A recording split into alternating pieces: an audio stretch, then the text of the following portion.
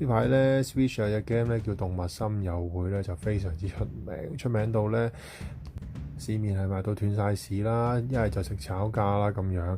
咁啊當然啦，呢隻 game 咧設計得幾得意啦，嗰啲元素都好多啦，儲嘢啊。咁啊最緊要咧就係一個同人相處嘅系統啊。咁呢一樣嘢咧，其實正正咧疫情之下發揮得更加犀利，淋漓盡致啊！有翻咁上下年紀嘅朋友仔咧，都知道呢隻 game 咧其實唔係出現咗第一次啊，已經出現過無數咁多次嘅啦。不過點解呢一期會特別紅呢？其實正正就撞正咗人咧喺呢段時間嘅情況、心理變化。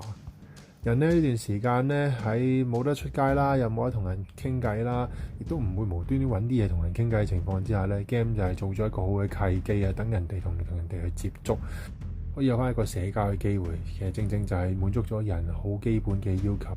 就係人唔想擁有孤獨感，想有人同你一齊嘅感覺。今日講完咁多先，下次再講，拜拜。